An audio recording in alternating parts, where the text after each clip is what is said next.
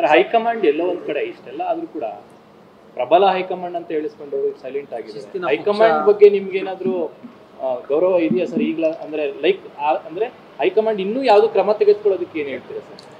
ಪಕ್ಷದ ಬಗ್ಗೆ ಗೌರವ ಇಲ್ಲ ಅಂತಂದರೆ ನಾನು ಪಕ್ಷದಲ್ಲಿ ನೋಡಿ ನಮಗೆ ಎರಡನೇ ಆಯ್ಕೆಗಳಿಲ್ಲ.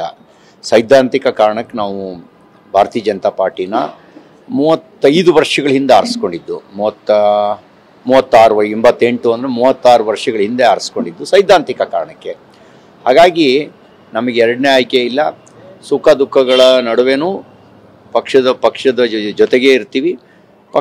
ಪಕ್ಷವನ್ನು ಸರಿ ಮಾಡಬೇಕಾಗಂತ ಪ್ರಾಮಾಣಿಕವಾಗಿರುವ ನಮ್ಮ ಪ್ರಯತ್ನ ನಾವು ಮಾಡೇ ಮಾಡ್ತೀವಿ. ಹೈಕಮಾಂಡ್ ಎಲ್ಲೋ ಒಂದ್ ಕಡೆ ಹಿಂದೇಟ್ ಆಗ್ತಿದ್ಯಾ ಇದನ್ನ ಸರಿ ಮಾಡೋದಕ್ಕೆ?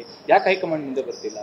ನಾನು ಅವ್ರ ಮನಸ್ಸಿನಲ್ಲಿ ಏನಿದೆ ಅನ್ನೋದನ್ನು ನಾನು ಹೇಳಕ್ಕೆ ಬರಲ್ಲ, ಅವರೇ ಹೇಳಬೇಕು. ಸರ್, ಈಗ ನಿಮ್ಮನ್ನು ಸೇರಿದಂತೆ RSS ಸೇರಿದಂತೆ ಕೆಲವು ಹಿರಿಯರನ್ನ ಕಡೆಗಣಿಸ್ತಾ ಇದ್ದಾರೆ ಅಂತ ರಮೇಶ್ ಜಾರಕಿಹೊಳಿ ದೆಹಲಿಯಲ್ಲಿ ಹೇಳಿಕೆ ಕೊಟ್ಟಿದ್ದಾರೆ. ನಾನು ಯಾವುದನ್ನು ಸಾರ್ವಜನಿಕ ಕಾಮೆಂಟ್ ಮಾಡೋಕ್ಕೆ ಬಯಸೋದಿಲ್ಲ ಅಂತ ನಾನು ಹೇಳಿದ್ದೀನಿ. ನನಗೆ ಒಬ್ಬ ಸಾಮಾನ್ಯ ಕಾರ್ಯಕರ್ತನಾಗಿದ್ದವನಿಗೆ ರಾಷ್ಟ್ರೀಯ ಪ್ರಧಾನ ಕಾರ್ಯದರ್ಶಿಯವರೆಗೂ ಕೆಲಸ ಮಾಡುವ ಅವಕಾಶವನ್ನು ಪಕ್ಷ ಕೊಟ್ಟಿದೆ. ಒಂದಲ್ಲ ಒಂದು ಕೆಲವು ಕಾಲ ನಾವು ನೇಪಥ್ಯಕ್ಕೆ ಸರಿದ್ವಿ ಅಂತ ಹೇಳಿದ್ರೆ ಶಾಶ್ವತವಾಗಿಯೇ ನೇಪಥ್ಯಕ್ಕೆ ಸರಿದಿದ್ದೀವಿ ಅಂತ ನಾನು ಭಾವಿಸೋದಿಲ್ಲ.